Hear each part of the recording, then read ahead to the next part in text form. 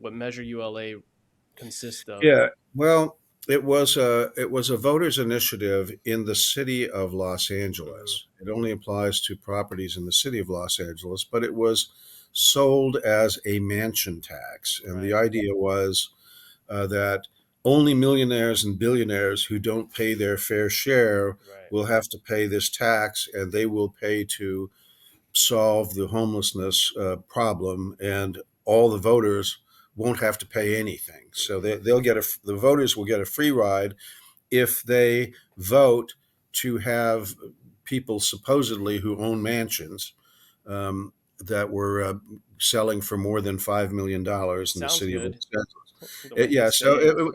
yeah, it was Yes. classic class warfare, Right. tyranny of the majority versus the minority. Right.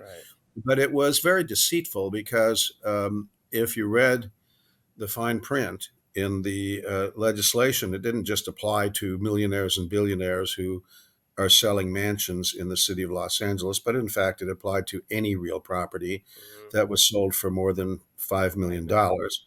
And the tax comprised a 4% on the gross sales. So even if you lost money on the That's a sale big of the one. property, even if you lost money on it, Yeah. you still had to pay it on the gross. And um, many people who are in the real estate development business, if they could get a 12% profit on a sale of a property after Hmm. they've done all the work, taken all the risk, and hired people to build it and gotten loans, given personal guarantees and all that, Right.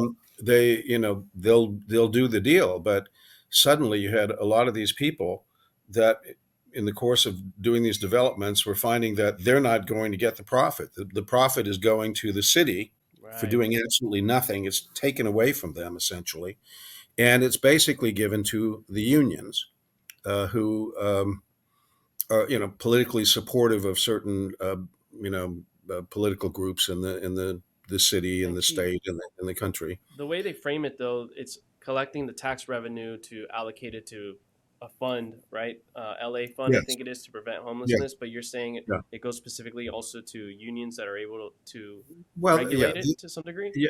Well, here's really the unions and some of nonprofit organizations were the ones behind the ULA.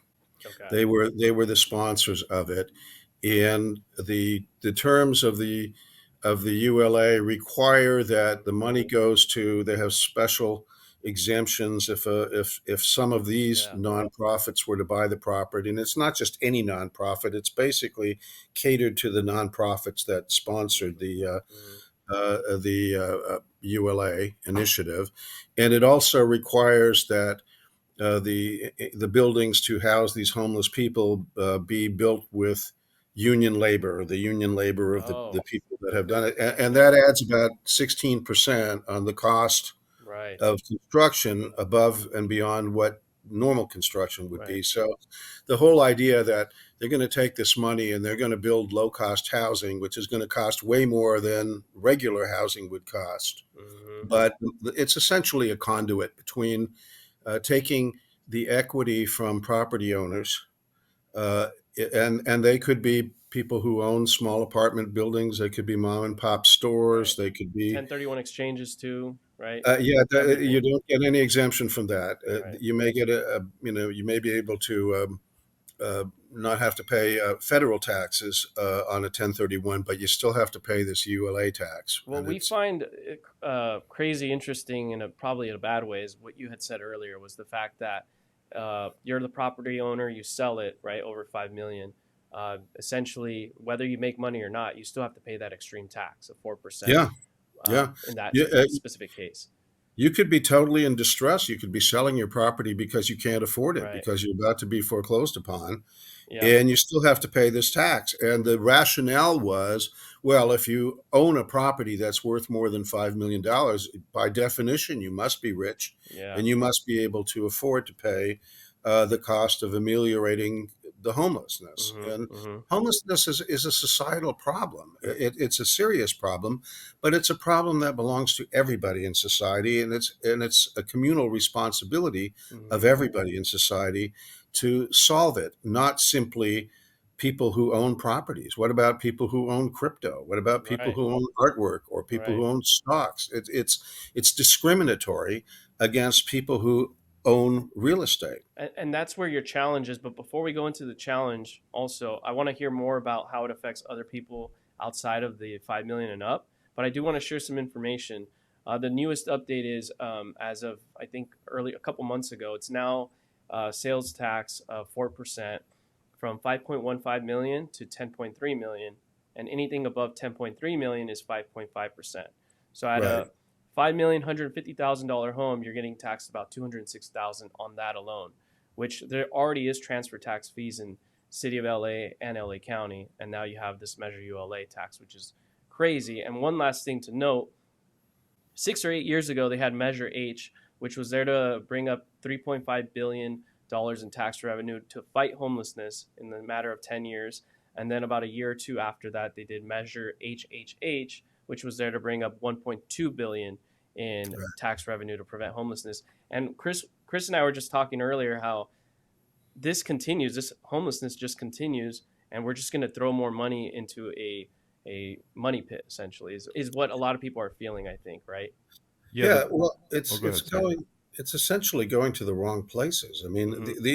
these measures have not worked. What you need is more housing, not not more restrictions on Right. housing, and then uh, uh, taking the money from people who would normally be in the business Mm-hmm. and giving it to unions and nonprofits to build uh, properties that cost way more than what the merchant builders would Right.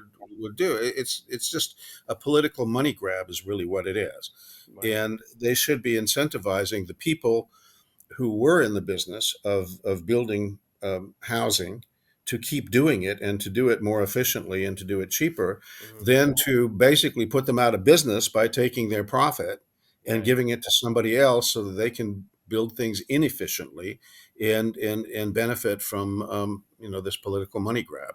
How do you think So it affects people though? Like people that aren't homeowners or property owners, let's say, or property owners that aren't selling above 5.15 million. Why do you think it's a bad thing for people in the bracket beneath that don't qualify for that? Well, I think it's going to be a very bad thing for people who need housing because you're discouraging new Right. housing. So what happens when you discourage supply? Mm-hmm. You have increasing demand, but you discourage supply. Well, prices go up. So what does that mean? It means it's more unaffordable to people, which Right. means you have more homelessness. Mm-hmm. So you're not solving the homelessness problem, you're exacerbating the homelessness problem. Mm-hmm. And it should be clear to anybody who has any kind of familiarity with the principles of economics. But politically, it just sounds so appealing to stick it to people that are perceived to be rich simply because they may own a property that has a sales value of $5 million, even if they have no equity in it. Right. I think that's the environment we're in now, right, Chris? What do you think? Yeah, and I just wanted to, sometimes like a simple numbers make pictures clear. But if you look at like year over year, just the past 5 years, and we know it's been longer than that, but it's been anywhere from 6 to 13% increase in homelessness every year, year over year, for the past 5 years. In In that California. span, there's been over $20 billion poured into California to solve the homeless problem, and so there's this investment in this issue, but you're seeing the opposite result that you'd want to see. You see an increase. And so I think if you're, regardless of where you stand politically, this problem isn't getting solved the way it is said to be solved. It's getting worse. So why would a taxpayer trust the government to fix it now? I think LA Times had an article recently where they mentioned that there's basically $20 billion that is unaccounted for. And there's a That's report crazy. that came out. And I would be interested to see, is there any legislation that can be done towards the government for this misuse of funds? Well, they certainly should have had some controls in place Mm-hmm. when they collected all these monies from people. And I think that the same thing is likely to happen with the ULA. But what also was interesting in terms of the complete misrepresentation of it Yeah. is that anticipated that the ULA was going to raise somewhere between 700 million and 1.1 billion dollars a year, Yeah. and this was going to really solve the problem. What really happened was it killed the real estate industry. It just killed it. It didn't single handedly kill it. The interest Yeah. rates went up as well, Yeah. That didn't help. but it helped to put a stake through the heart of the real estate industry, and Mm. people who had jobs and were prospering before. Some of them don't have jobs, and the ones that are still at it are not prospering as they were. So they haven't raised the kind of money that they were thinking No. about, but No. they certainly, yeah, I think they've been raising about $200 million a year, which is way short of Hmm. their projections. But the damage that they've done in the industry has been far greater than $200 million a year. It's probably Right. in the billions of dollars a The year.